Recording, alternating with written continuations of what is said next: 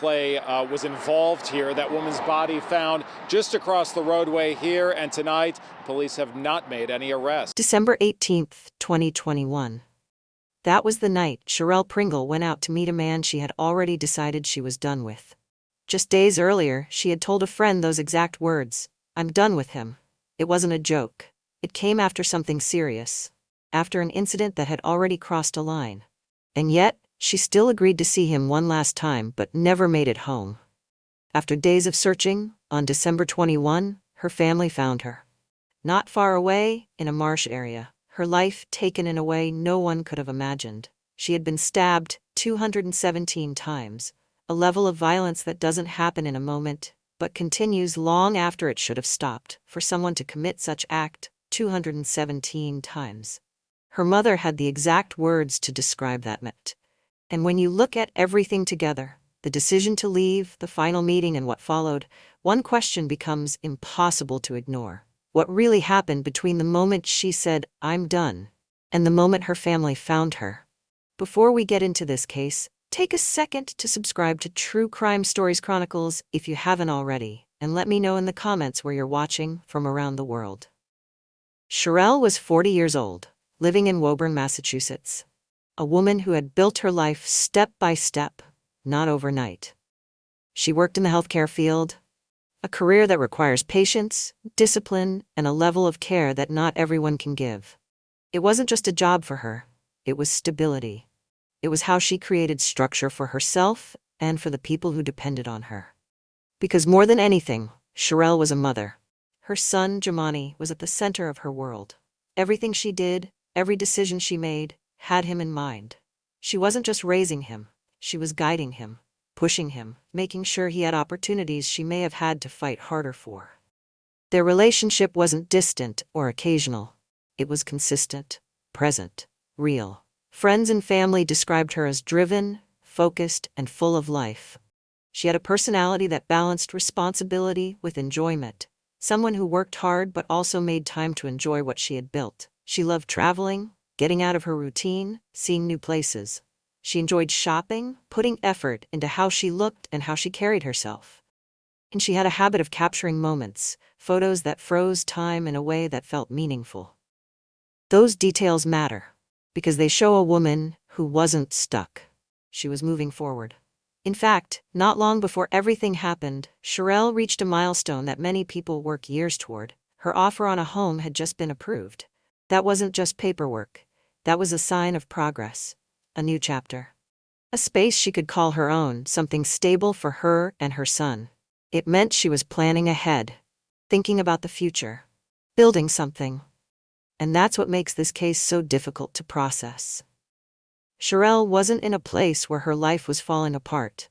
It was coming together. While the public would later know Sherell through court records and headlines, the people who loved her knew her as something else first.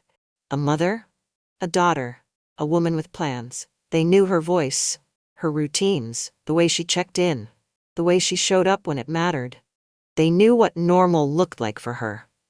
Which is why, when she didn't come home, it didn't take long for them to realize something was wrong. Because Sherell wasn't someone who just disappeared. She didn't ignore calls, she didn't leave her son wondering where she was, she didn't vanish without a word. So when that silence started to stretch longer than it should have, it wasn't confusion that set in first, it was concern, and then very quickly it became something much worse. At some point, Sherell had begun a relationship with a man named Bruce Mabin. There wasn't anything, at first glance, that made the relationship stand out as dangerous. It appeared to be a normal adult connection. Two people spending time together, building something, seeing where it could go. And for a while, that may have been how it felt. But over time, something changed. The relationship began to show signs of strain. Not just small disagreements or the kind of tension that comes and goes, but something deeper. Something that made Sherell start to question whether this was a situation she needed to get out of. And eventually, she made that decision. Less than a week before her death, Sherell confided in a friend. She told them she was done with him, that she didn't want to continue the relationship. That statement didn't come out of nowhere. It followed a moment that shifted everything. According to reports, Bruce Maben had allegedly broken into Sherell's home. Not only that, he threatened her with a knife. That changes the entire context, because at that point, this wasn't just a troubled relationship. This was a situation where fear had entered the picture. A line had been crossed that cannot be explained away as a misunderstanding or a heated argument. A forced entry into someone's home is a violation. A threat with a weapon is escalation. And when those things happen together, it creates a level of risk that is no longer hypothetical. Sherell understood that. That's why she told her friend she was done. It's important to pause here, because this moment is where so many cases begin to take a dangerous turn. Not when the relationship is stable, not when things are uncertain. In Sherell's case, the warning signs were already there. The break-in, the threat, the fear that pushed her to say those words out loud. I'm done. But like many situations, the ending of a relationship isn't always immediate or clean. There are conversations that still need to happen, loose ends, emotions that haven't settled, and sometimes people agree to meet one more time. Not because they've changed their mind, but because they want closure, or peace, or simply to end things face to face. That's where things become complicated. December 18th, 2021. By that point, Sherell had already said the words out loud, the kind of words that usually mark an ending. I'm done with him. But that same day, Sherell still agreed to meet Bruce Maben. There's nothing unusual about that on the surface. People meet to talk things through, to close things out properly, to say what couldn't be said over the phone. It happens every day. And that's exactly why what came next didn't raise immediate alarm. That evening, Sherell went out with him. At some point, that meeting became the last time anyone outside of that moment would see her alive. There was no public scene, no immediate report of violence, no interruption that made it clear something had gone wrong, just a normal evening. That didn't end the way it should have. Hours passed. At first, it may not have seemed urgent. People run late, plans extend, conversations take longer than expected, especially when emotions are involved. But Sherell wasn't someone who disappeared without communication. She had a rhythm to her life, people who expected to hear from her, a son who knew her patterns, who knew when something felt off. And that night, something did. Calls went unanswered, messages weren't returned. Time kept moving forward, but Sherell didn't reappear within it. That's when the feeling shifted. What might have started as a simple delay began to turn into concern. And then, as more time passed, that concern hardened into something more serious. Because silence, in a situation like this, isn't neutral. It means something. And the longer it continues, the harder it becomes to explain. She hadn't come home, she hadn't checked in. There was no explanation that made sense. So her son did what anyone in that position would do when the unease becomes too strong to ignore. He reported her missing. That moment changes everything. Because once a missing person report is filed, the situation stops being private concern and becomes an official search. It becomes a question that others now have to answer. Where is she? And more importantly, what happened between the time she went out that evening and the moment she was expected to return? The timeline narrows quickly. Sherell had gone out with Bruce Maben. She had already told someone she was done with him, and now she was gone. No contact, no confirmation, no sign that she had made it back home safely, because whatever happened during those last known hours didn't end with a goodbye. It ended with absence.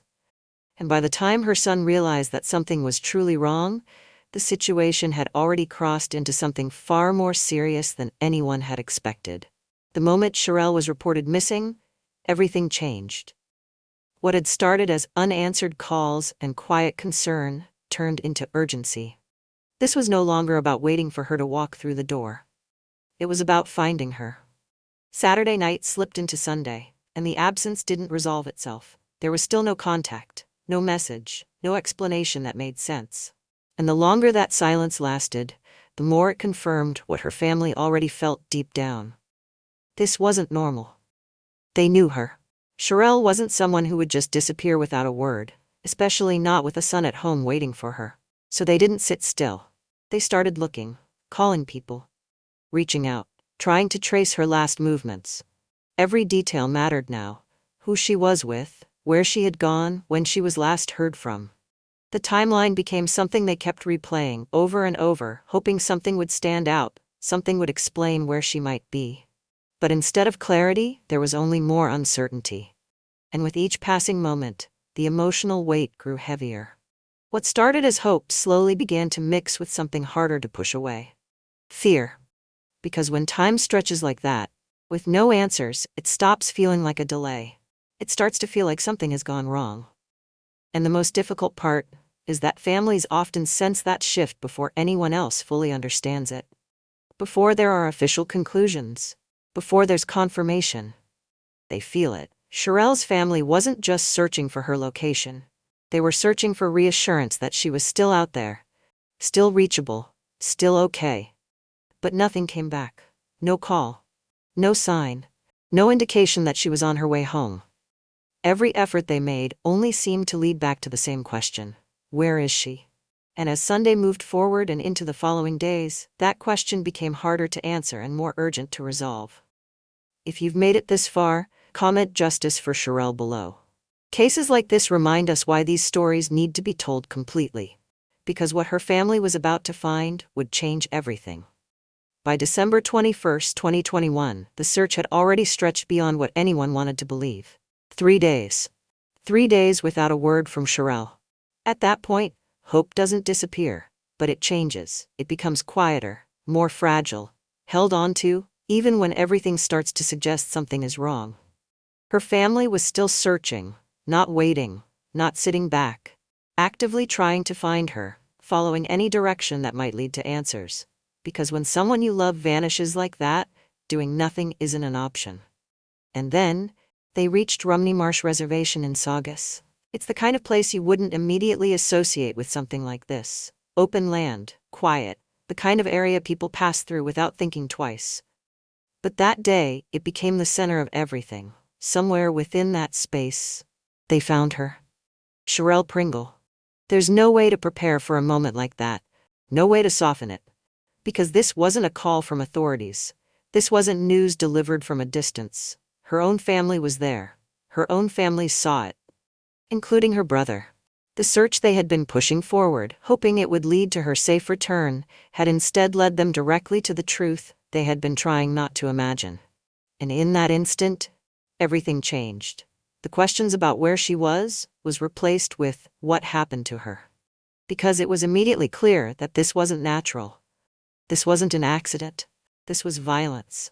Severe, deliberate, and deeply personal. Sherell had been stabbed an extraordinary number of times, 217 times, over and over again. Not a single act, not a momentary loss of control, but repeated force. That level of violence tells its own story. It speaks to intensity, to emotion, to something that didn't stop when it could have. And for her family, that reality wasn't something they learned later in a courtroom. They were there at the beginning of it. They were the ones who found her. That part of this case doesn't fade. It doesn't become easier with time. Because they didn't just lose her. They were the ones who had to face that loss in the most direct way possible. The moment Sherell was found, the case shifted from fear to proof. What her family had felt in those long silent days was now confirmed. But for investigators, that confirmation was only the beginning. Because now, they had to answer the question that mattered most. Who did this? And very quickly, attention turned to one person.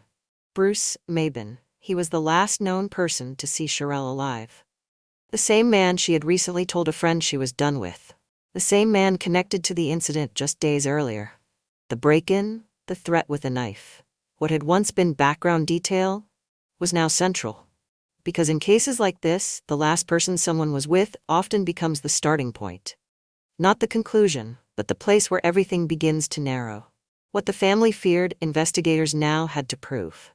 They began building the timeline. Sherell had gone out with Mabin on December 18th. After that, she was never seen again. No confirmed contact. No indication that she had safely returned home.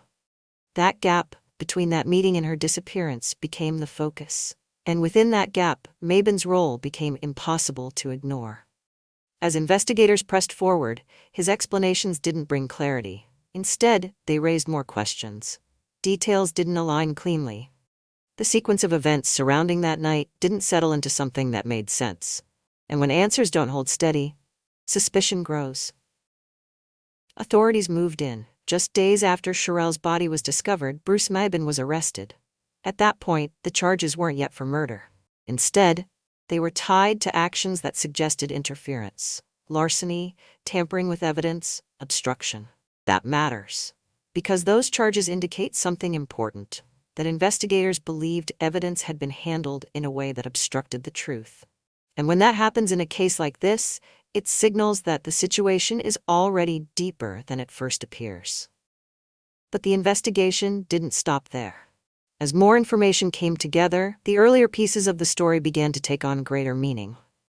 The troubled relationship, the reported break-in, the threat involving a weapon, Sherell's statement that she was done. Individually, those moments might have seemed disconnected. Together, they formed a pattern that pointed toward escalation. And now, investigators weren't just looking at what happened on December 18th, they were looking at everything that led up to it.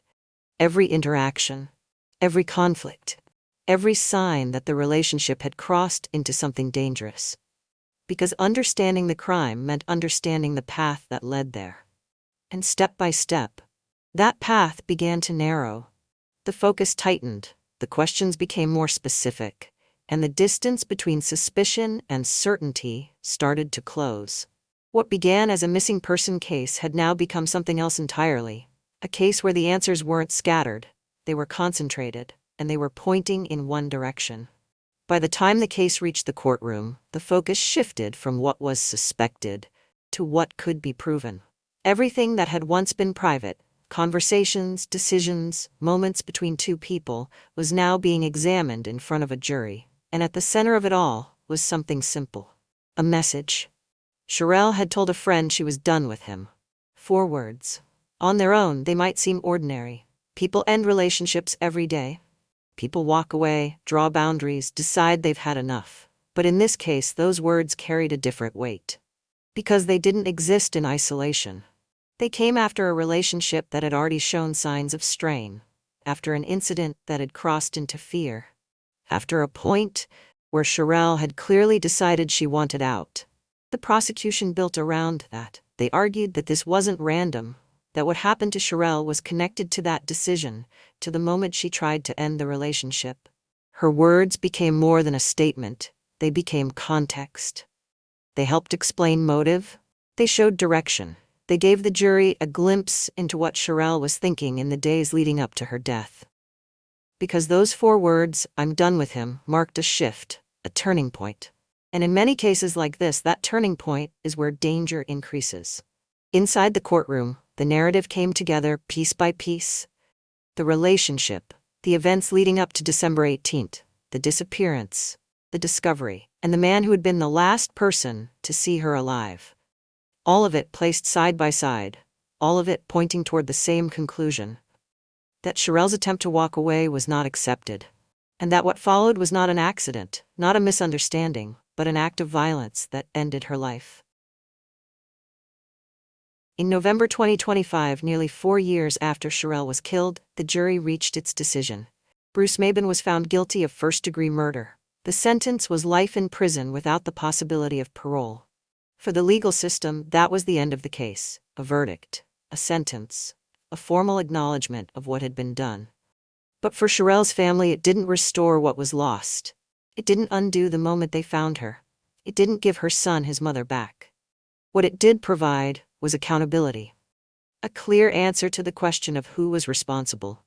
And yet, even with that answer, something still lingers. Because when you step back from everything, the relationship, the warning signs, the final meeting, the outcome, there's a question that doesn't go away, one that continues to come up in cases like this.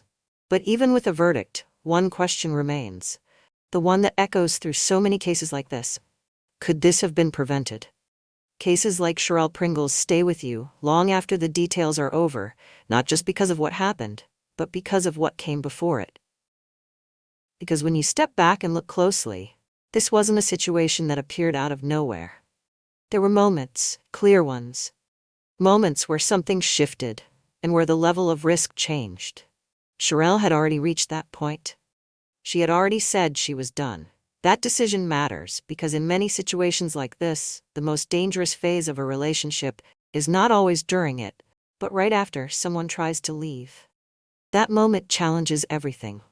It changes the dynamic completely. And in some cases, it creates a reaction that is far more extreme than anything that came before. That's one of the hardest realities to accept, because leaving is supposed to make things safer. But sometimes, it becomes the trigger. And that's why the warning signs leading up to that moment are so important. In Sherell's case, there had already been a serious incident, a forced entry into her home, a threat involving a weapon. That's not something minor. That's not something that can be dismissed as just a disagreement. That is escalation. And when that kind of behavior shows up, it should always be taken seriously. Not later, not after something worse happens, but immediately, because those moments are often indicators of what someone is capable of. Another difficult truth is how often those around a situation may sense something is wrong, but don't always know how serious it is. A friend hears, "I'm done with him," and understands it as a breakup. But behind that statement, there may already be fear, pressure, or something that hasn't been fully explained. That's why listening matters. Not just hearing the words, but understanding what might be underneath them. If someone you care about expresses fear, or talks about an incident that crosses into threats or forced entry, it shouldn't be minimized. It shouldn't be brushed off as something that will resolve on its own. Those are moments where support becomes critical. Encouraging distance, helping them stay connected. Making sure they're not isolated when dealing with someone who's already shown volatility, because isolation is where risk increases. Another important point is preparation. Leaving a relationship, especially one that has already shown signs of instability, is not just an emotional step. It's a practical one. It involves thinking about where you'll be, who knows your plans, and whether you're putting yourself in a position where you're alone with someone who may not accept the outcome. In Sherell's situation, she had already made the decision to leave. But there was still contact. There was still a meeting. And that's where things can become unpredictable. Avoiding isolated situations, especially after a relationship has crossed into fear, can make a difference. Letting someone know where you are. Meeting in a space where there are other people around. Keeping distance when possible. These steps don't guarantee safety, but they reduce risk. And that's what matters. Sherell's story forces that reality into focus. It shows how quickly things can escalate, how a decision to move forward, to create distance, to start a new chapter, can become the point where everything changes. And it raises a question that doesn't have an easy answer, but is important to ask. What could have been done differently? Not to place blame, but to create awareness. Because awareness is what allows people to recognize patterns sooner, to take concerns seriously earlier, to act before a situation reaches a point where there are no more chances to change the outcome. That's the value in telling stories like this. Not just to understand what happened, but to recognize what it means. Sherell Pringle was more than the way her story ended. She was a mother whose life was moving forward, a woman building stability, making plans, creating a future for herself and her son, someone who showed up for the people in her life and expected to return home to them. That's the part that matters most. Because behind every case like this, there's a life that existed long before the crime, and a family that continues long after it. Her son lost his mother in a way no one should have to experience. Her family lost someone they loved, not just to violence, but to a moment that changed everything permanently. And at the center of it all is a difficult truth. She was trying to walk away, trying to end something that had already shown signs of danger. And that moment, meant to create safety, may have been the point where the risk became greatest. If this case moved you, leave a comment with your thoughts, and share this video so Sherell Pringle's story is not forgotten. And if you believe more people need to understand the warning signs in cases like this, subscribe to True Crime Stories Chronicles.